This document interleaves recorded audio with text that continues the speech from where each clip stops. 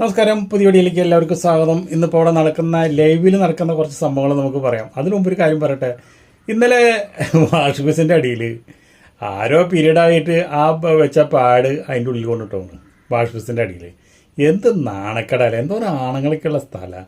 അവിടെ കൊണ്ടുവന്നിട്ട് പീരീഡുള്ള ഒട്ടിച്ച സാധനങ്ങളൊക്കെ കൊണ്ടുവന്നിട്ട് വാഷ് ബേസിൻ്റെ അടിയിലിട്ടാൽ. അപ്പോൾ ആരോ പറഞ്ഞു അത് ജിസേലാന്ന് തോന്നുന്നുണ്ട് പുറത്തായത് എന്ന് പറഞ്ഞിട്ടോ. അപ്പോൾ ജിസേൽ പറയേണ്ടത്, അയ്യോ ഞാൻ പുറത്തായിട്ടില്ല കേട്ടാ, ഞാൻ പുറത്തല്ല, ഇത് വേറെ ആരോ പറ്റിച്ചതാ. എന്നിട്ട് അതിനെക്കുറിച്ചൊക്കെ അഭിലാഷും മറ്റുള്ള ആൾക്കാരൊക്കെ അവിടെ നിന്ന് ചർച്ച ചെയ്യുന്നുണ്ട്, ഇത് ആരാ കൊണ്ടിട്ട് എന്നുള്ളത്. ഇനി ഒന്നും പേടിക്കണ്ട, ഇത് ആരാ കൊണ്ടിട്ട് എന്നുള്ളത് അനീഷിനോട് പറഞ്ഞാൽ മതി. അനീഷ് അത് ക്യാമറ വെച്ച് കണ്ടെത്തിയോളും. കൊണ്ടുവരുന്ന പെണ്ണുങ്ങളെ അപ്പം കൈയോടെ പിടിക്കുക അനീഷ് അങ്ങനെയുള്ള ഇതിലൊക്കെ ഭയങ്കര ബുദ്ധിയാണ്. പോരാത്തതിന് ഇങ്ങനെയുള്ള സാധനങ്ങളൊക്കെ എത്ര വൃത്തികെട്ട സാധനങ്ങളാണ്. ഇതൊക്കെ കൊണ്ടുവന്നിട്ട് വാഷ് ബേസിൻ്റെ അടിയിലിടാത്. അത് പോട്ടെ. ഇപ്പോൾ നൂറയും വളരെ സങ്കടത്തിലാണ്. കാരണം എന്താണെന്ന് വെച്ചിട്ടുണ്ടെങ്കിൽ ടാസ്കിലൊക്കെ നമ്മുടെ കമ്പനി പൊട്ടിപ്പൊളിഞ്ഞു പോയി.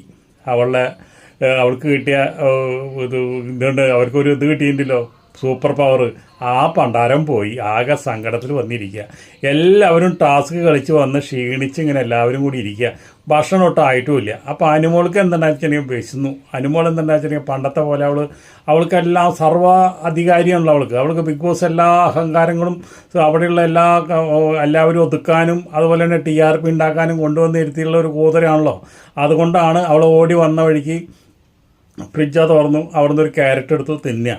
അപ്പം തന്നെ പ്രവീൺ എന്ന് പറഞ്ഞ മാരവാടിയാണല്ലോ അവിടുത്തെ കിച്ചൻ്റെ ക്യാപ്റ്റൻ, ഓടി വന്നിട്ട് പറഞ്ഞു, അതെ ഇന്നലെ നമ്മളോടൊരു നിയമം പാസ്സാക്കിയിട്ടുണ്ട്. എന്താണ്?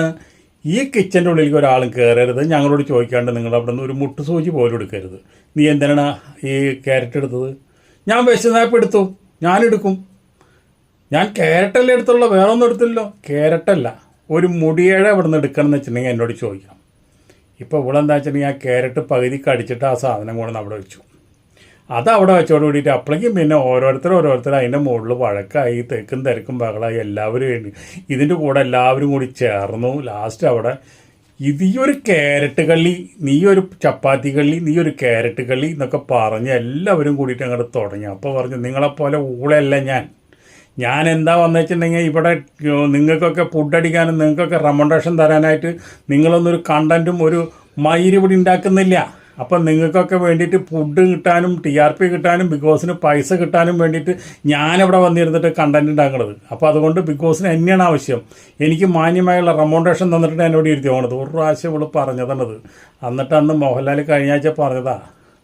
അതെന്താ പറഞ്ഞേ? അതേ നമ്മളെ ബിഗ് ബോസിനെ നന്നാക്കാനോ ബിഗ് ബോസിന് TRP ഉണ്ടാക്കി തരാനോ ഇവിടെ ആരും ഇരിക്കണമെന്നില്ല. അങ്ങനെ ഒരാളിവിടെ ഇരുത്തിയിട്ടുമില്ല. എത്രയും പെട്ടെന്ന് സ്ഥലം വിട്ടോളം പറഞ്ഞതാണ്. പക്ഷെ അതൊന്നും കേൾക്കാണ്ട് അതിന് പുല്ല് വില കൽപ്പിച്ചുകൊണ്ട് ഇന്ന് അവൾ പറഞ്ഞു, അവളെ വായോണ്ട് തന്നെ അവൾ പറഞ്ഞു, ഞാൻ TRP ഉണ്ടാക്കാനുള്ള കണ്ടൻറ്റാണ് ഞാൻ കൊണ്ടുവന്നിരിക്കുന്നത്, ഞാൻ എല്ലാം TRP ആളാണ്. ഇനി ഞാൻ ഇവിടെ TRP ഉണ്ടാക്കിയില്ല എന്ന് വെച്ചിട്ടുണ്ടെങ്കിൽ ബിഗ് ബോസ് നാളെ കഞ്ഞൂടി ഉണ്ടാവില്ല. ഇതൊക്കെ പറഞ്ഞപ്പോൾ മറ്റുള്ള ആൾക്കാർക്കൊക്കെ കണ്ട് ഇളകി. അപ്കറാണ് ആദ്യം അങ്ങോട്ട് കയറി ചെന്നത്. നീ എന്തുട്ടാണ്ട് ചെയ്യുന്നത്? നീ ഇങ്ങനെയുള്ള കാര്യങ്ങൾ, വൃത്തികെട്ട കാര്യങ്ങൾ നീ ചെയ്യുന്നത്. നീ കിച്ചണിലായിരിക്കുന്ന സമയത്ത് ഒരാളെ നീ എൻ്റെ ഉള്ളിൽ കടത്തി ഓടുന്നില്ലല്ലോ.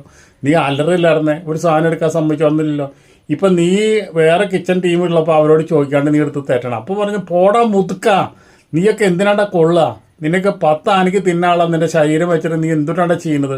ഞാനെൻ്റെ അവിടെ TRP കണ്ടൻറ്റിൻ്റെ റാണി എന്ന് പറഞ്ഞിട്ട് അവിടെയും കയറി. അങ്ങനെ ആകെ ജഗപ്പൊക്കെയൊക്കെ ആയി. ലാസ്റ്റ് എന്തുണ്ടായി?